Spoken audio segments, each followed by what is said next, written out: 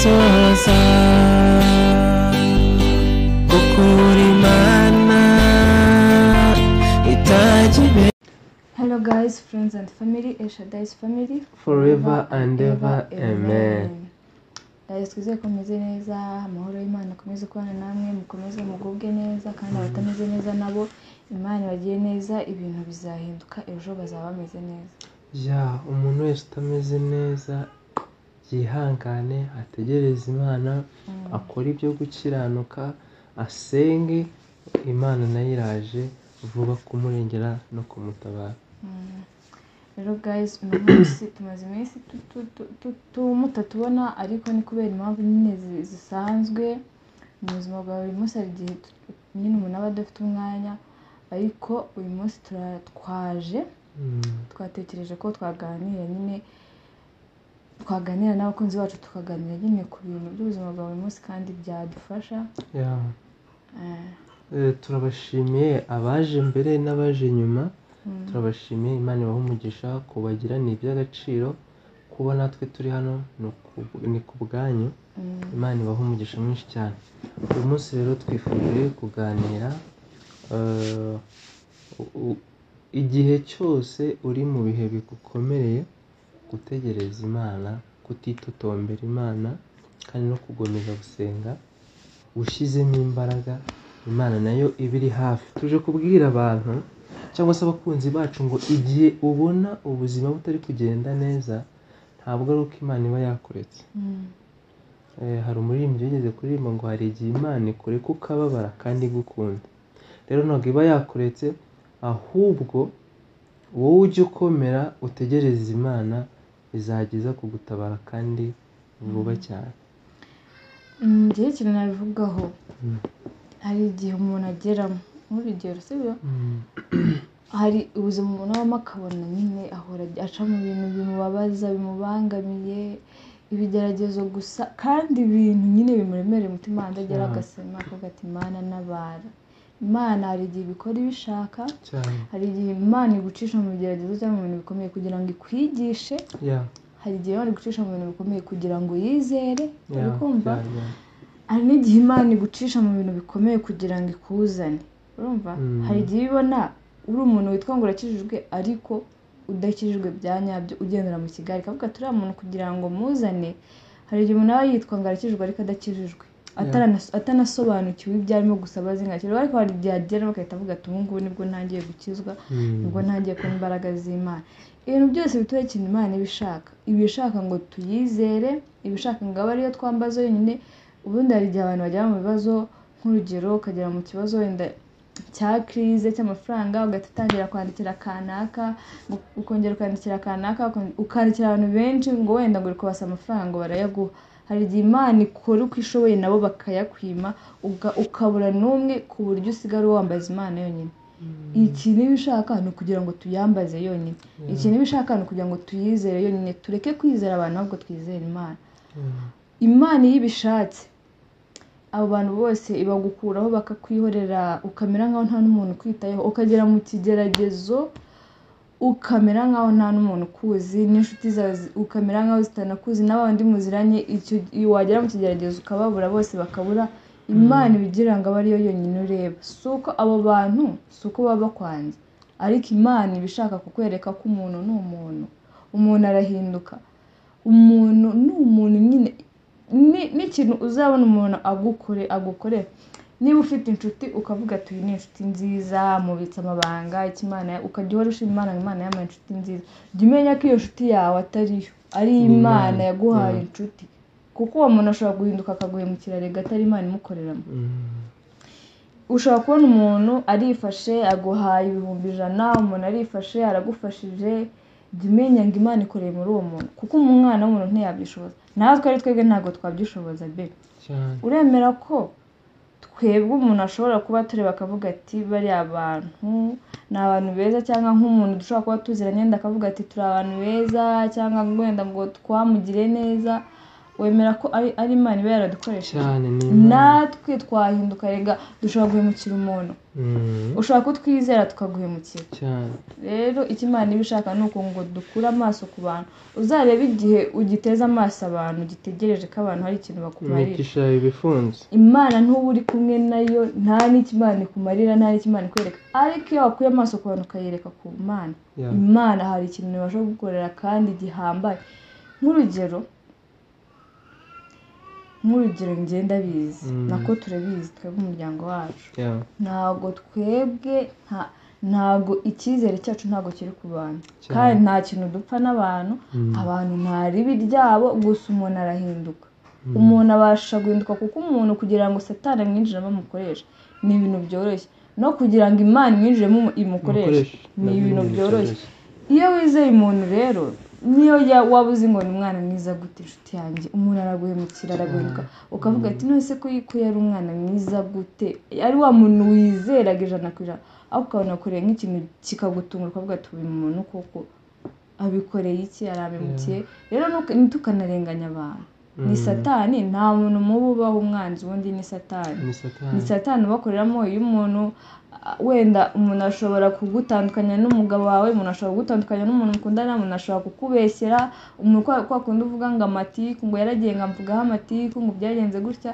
ntago ariwe ni Satani ushaka kuguteranya n'abantu ni Satani ushaka kuguteramo urwango mu bantu iyo rero utarakizwa neza ngo umenye icyo kintu gumenye ko Imana ibishatse ikorera mu muntu kugira ngo akorere ikintu cyiza Imana ibishatse ikorera mu muntu kugira ngo akubere inshuti nziza rero n'uwizera abantu ntuwizera Imana aho wasigaye mbo nk'uko madamu yari kubivuga abantu ubundi umuntu ariho ku isi abereyeho abandi rero hari igihe akoreshwa na Satani cyangwa agakoreshwa n'Imana igihe cyose umuntu aguhemukiye cyangwa se agushyize mu kaga ni Satani we yamukoreyemo n'igihe cyose umuntu agufashije cyangwa se agukoreyeho umugisha cyangwa se umugiriyeho umugisha nawe n'Imana ibigize ute iba yamukoreyemo rero guys ikintu dushaka kubabwira cyangwa se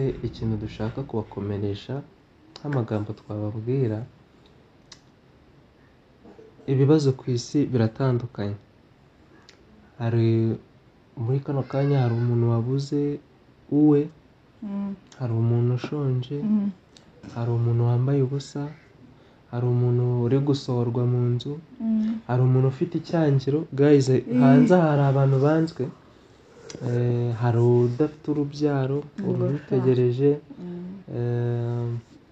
hari uwo imyuka mibi igendaho rero guys ibyo byose uri gucamo ntabwo ari uko Imana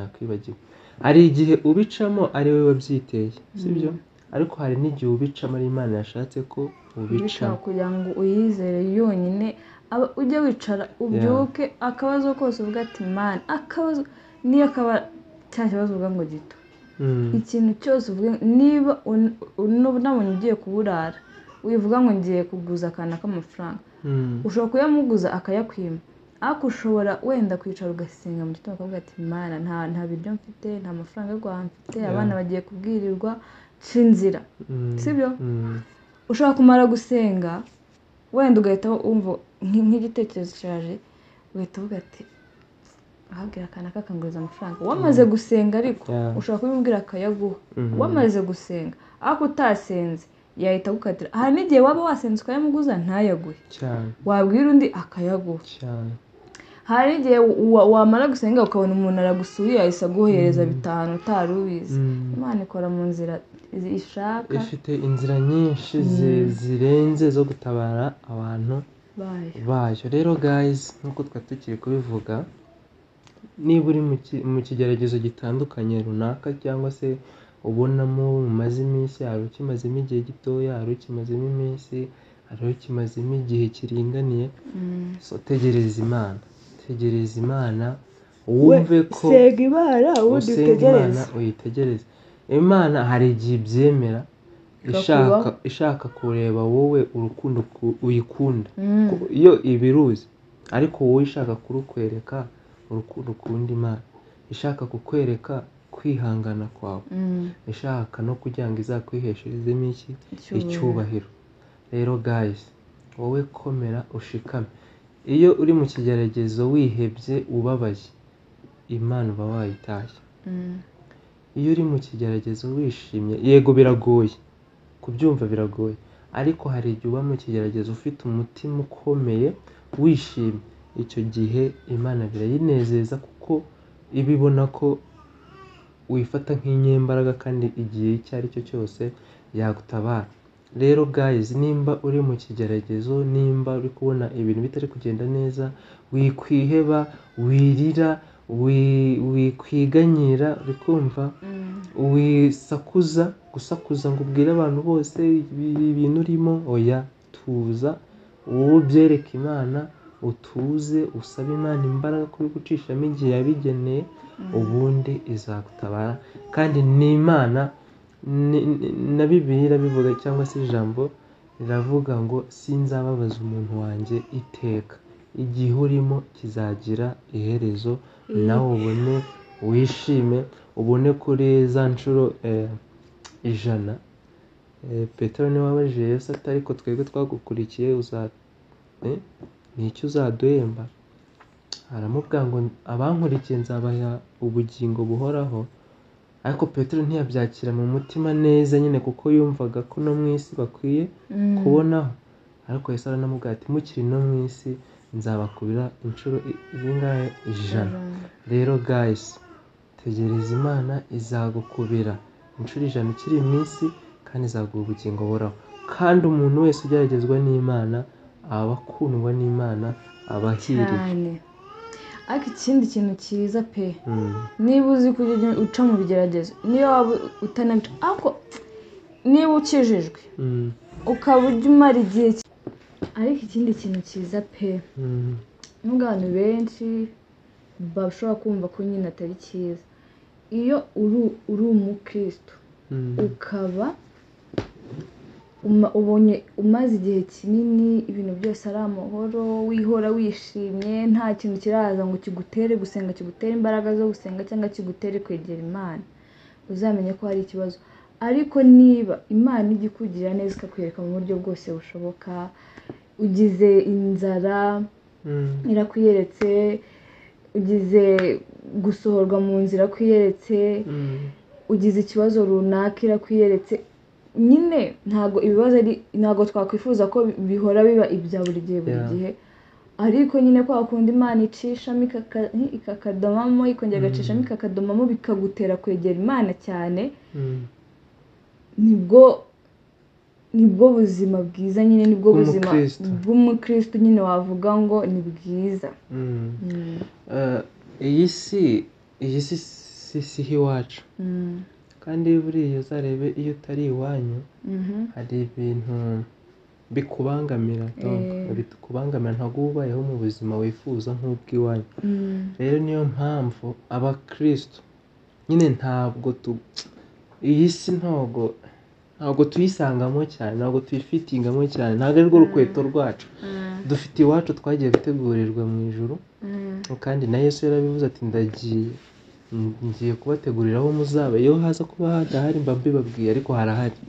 Rero we muntu twari turi gukomeza ku muntu uri mu kigeragezo, icya mbere banza wisuzume, urebe ati se ibi bintu ndi gucamo nta ruhare nabigizemo?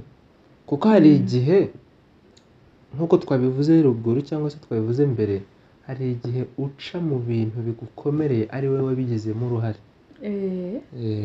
Ariko ibanza wisuzume urebe ibi bintu hari uruhare nabigizemo, cyangwa ni umuremyi wanjye washatse kubinshyiramo. Nusanga ari umuremyi wawe wabigushyizemo, komera. Kandi niba nta n'ikintu wishinja hagati yawe n'Imana, niba wumva umutima wawe umeze neza, niba wumva kominikasiyo yawe n'Imana imeze neza pe, hita unakomera uvuga ati Imana niyo yabiteye iranabikemura. Wowe gusa nyine uyereke ko uri kumwe nayo, ntunakangwe n'ikibazo urimo, niyo haba habura umunsi umwe ngo bagusohore mu nzu, inshuti cyangwa ngo yanjye bateze ibyawe. cyangwa bateze ibyawe, niyo waba ubona ko ugiye kuburara, Imana ni igitangaza. Niyo waba ubona ko ugiye kuburara, nk'urugero saa 3 z'ijoro zikagera, ukaba uvuga ati reka ngende niryamire n'ubundi nta biryo ndi bubone, Imana muri izo saa 3 z'ijoro ishobora kugukorera igitangaza ukarya cyane. Imana ni igitangaza. Rero twebwe turi kubibabwira, dufite ibihamya byinshi, dushobora kubabwira ibintu usibye ko hari igihe tuzabivuga, usibye ko hari igihe tuzajya tuvuga. Nyine Imana iracyadushakira ubuhamya, ntabwo birarangira ngo hari igihe tuzavuga nyine byose hamwe. Ubu ngubu nyine haracyari n'ibindi biri Imana ko twazajya tuvuga ibice ngo twongere tuvuge ibindi. Reka kandi hari ahantu buri ubuhamya ntibwumvikane neza, ariko hari igihe kizageramo tubona ko byose bikusanyije bimeze fresh guys, tukabibabwira noneho ukumva ko ibyo turi kubwira ubu ngubu ari ibintu byumvikana nawe bifite na proof, gihamya kigaragara uvuga ati Imana ubundi wayishinja. Niyo waba uwambara urukweto rumwe ukagira ipantaro imwe ukagira ishati imwe, hari utabifite waheze mu nzu wabuze uko ajya. Ubundi umuntu ukijijwe, umuntu ufite Yesu muri we, arusha ibintu byinshi abantu b'abapagani.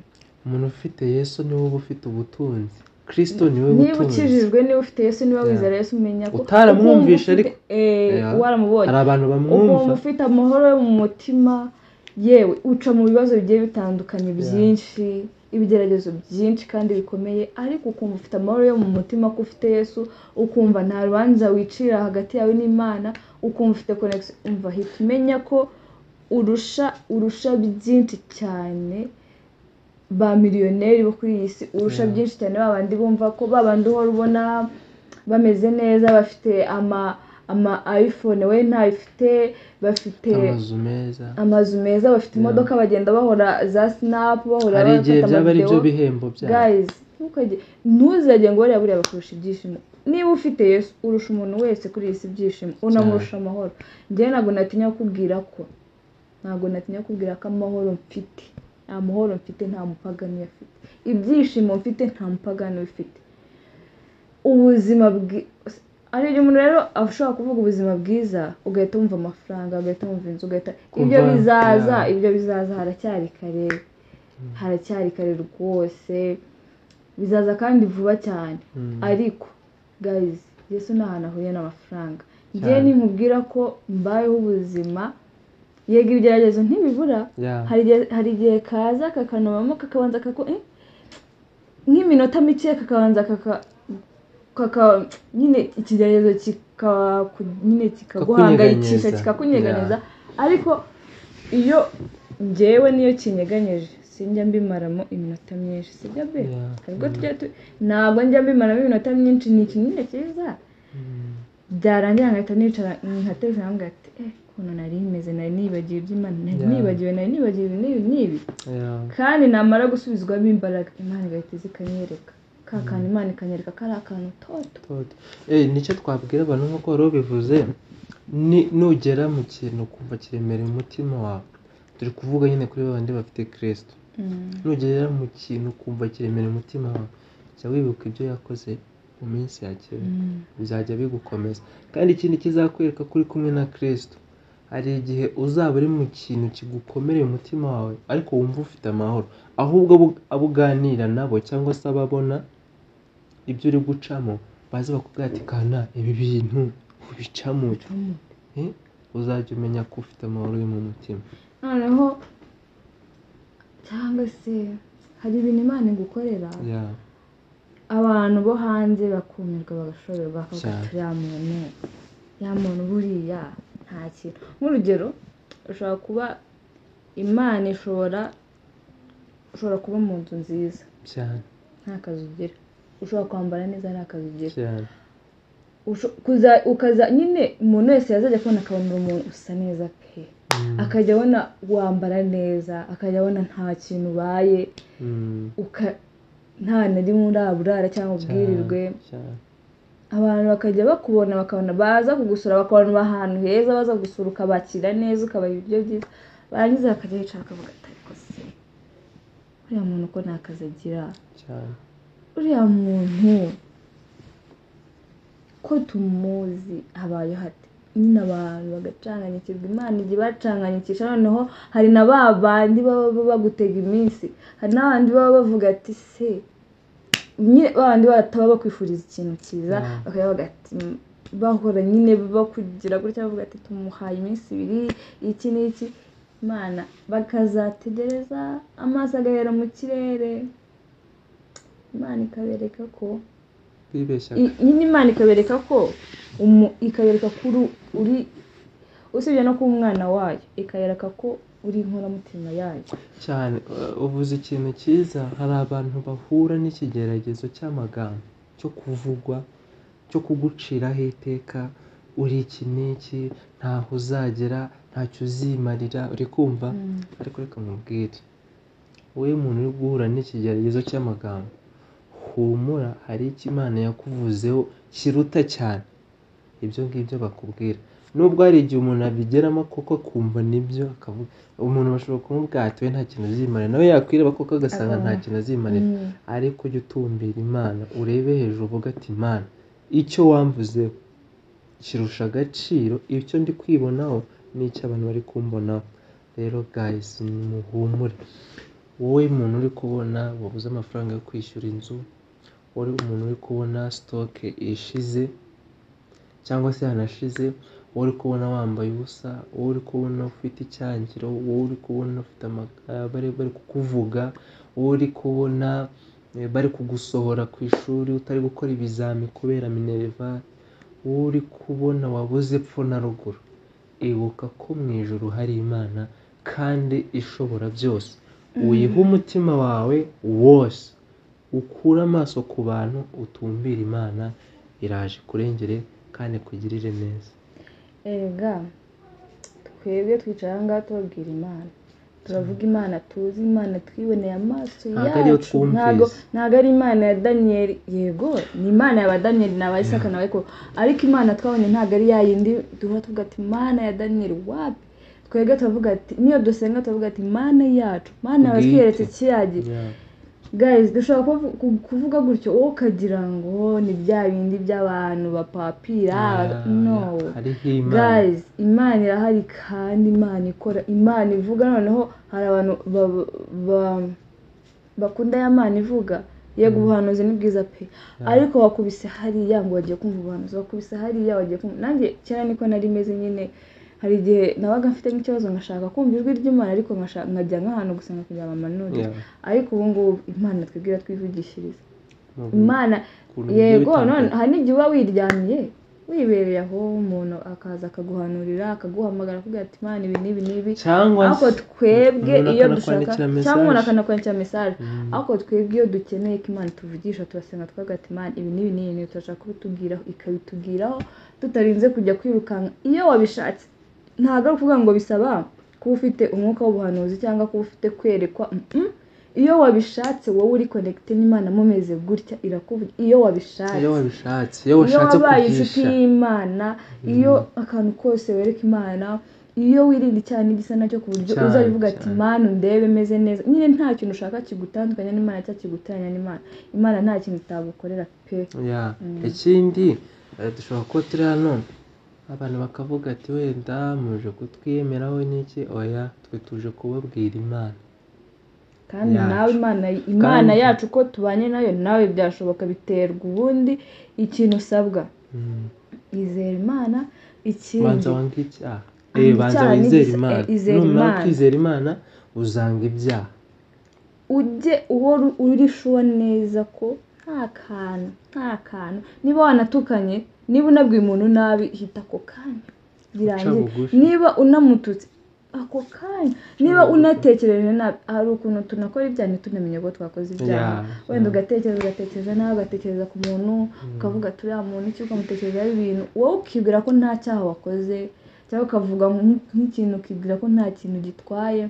Ariko nujya wihane, kwa kundi wenda hari nk'ibintu uba wakoze ntumenye ko hari icyaha wakoze, ihane uvuga ati Imana umbabarire aho naba natekereje nabi, mbabarire aho naba navuze nabi simbimenye, mbabarire ibyo naba nakoze simenye ko ari ibyaha wihane wowe handi wumva ko na cya kindi utari kwibuka neza ubwira Imana ati Imana kimbabarire niba hari icyo wibuka si ngombwa ngo ujye kwaturira umuntu hari ibyaha byo kwatura hari ibyaha wihana ukumva kuba ubyihaniye ku giti cyawe ntabwo bikuvuyemo cyangwa ntabwo icyo kintu kize kikuvamo icyo gihe bigusaba kujya kwatura kugira ngo bikuvemo ariko si ngombwa ngo ugende ubwire umuntu ati Imana bare ko natwe ni wapi wowe niba ugiye gusenga bya bindi usitayeho ibyo byo kwituca bugufi kuko ntawe uzi umunsi n'isaha Yesu azazira hari igihe usitara ku cyaha hari igihe umuntu agusitaraho ukarakara hari igihe umuntu aguha serivisi mbi ukarakara ariko hari na bya bindi uba ukeneye umuntu w'Imana wasizwe amavuta n'Imana kugira ngo mwaturire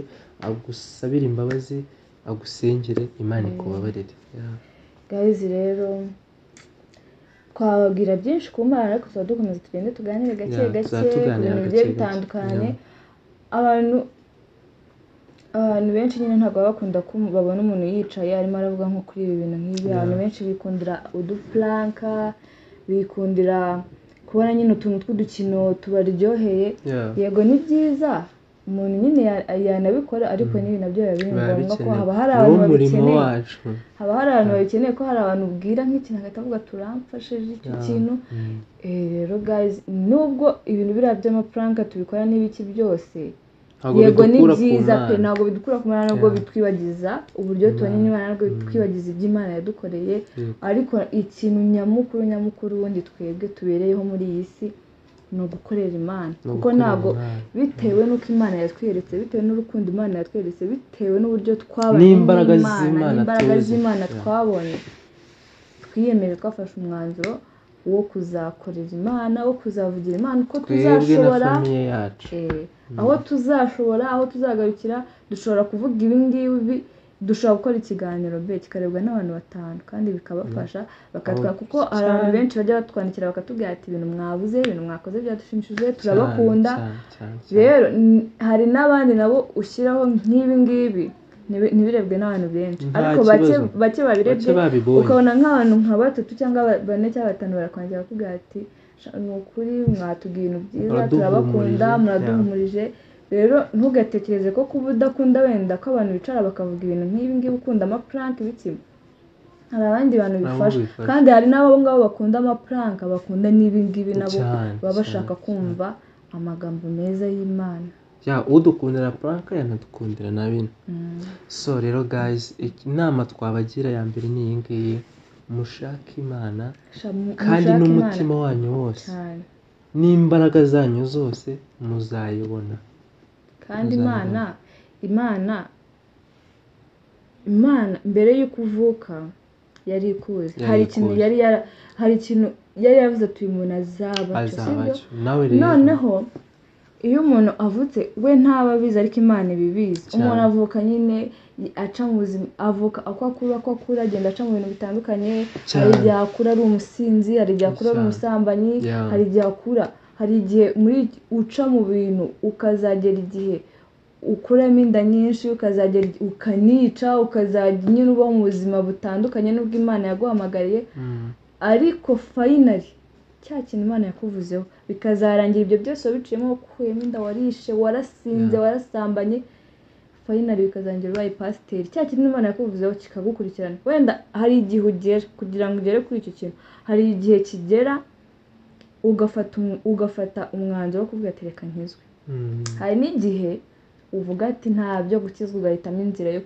kwikomereza ibyo ngibyo iyo uhisemo gukomeza ibyo ngibyo iyo mico nyine itari myiza ukavuga ati ngiye mpisemo gukorera Satani kuko ibyo ni ibikorwa by'abakorera Satani ntabwo uzagera kuri icyo ngicyo Imana yakuvuzeho ariko nuhitamo inzira nziza bizarangira ugeze kuri cya kindi Imana yakuvuzeho rero Imana ikintu yatuvuzeho ikintu kidufasha kukigeraho ni amahitamo yacu tuzi ubwenge twarumvise baratubwirije twumvise Imana twumva imirimo yayo batubwiye Yesu inshuro nyinshi ariko amahitamo yawe niyo yonyine azakugeza ku Imana yakuvuzeho kandi ijambo ry'Imana ritubwira ko imigambi y'Imana atari mibi ari myiza kuri twebwe iby'Imana yibwira kutugirira ni byiza si bibi so rero guys nawe utarakizwa nawe utarakira Yesu nawe ushaka kumenya icyo Imana igushakaho gisaba Imana, senga Imana ikwereke icyo yakuremeye. Imana iyo uyisabye uyisenze rwose irakumva kandi irakora. So guys, reka dusoreze aha ngaha, mwakoze kudukurikirana, turizera neza ko Imana iraba mu ruhande rwanyu kandi igakomeza no kuba mu ruhande rwacu. Uwo iki kiganiro kiri bukore ku mutima ntatekereze kabiri, ahubwo ahindukire, hari impamvu. Uwo gitsinda hari impamvu cyaba kimutsinze. Ushakashake icyo umwami akunda, nawe azakugirira neza. Guys, mugire ibihe byiza, nta kindi narenzaho. Natwe nta kintu narenzaho. Subscribe, Imana ibahe umugisha. mukore subscribe, mukoreshe ya comment, nyine mudukurikirane, kandi abantu badukunda, abantu mutuga ko muri afana bacu, natwe turabakunda. Njyewe umuntu yanyandikiye akambwira ngo ndi umufana wawe, mpita numva nishimye pe. Imana ijye ibaha umugisha, kuko iyo hari abantu bagukurikirana n'abantu bakunda bakubwira ko ari abafana bawe, nyine biba ari ibintu bishimishije cyane. Imana ijye ibaha umugisha.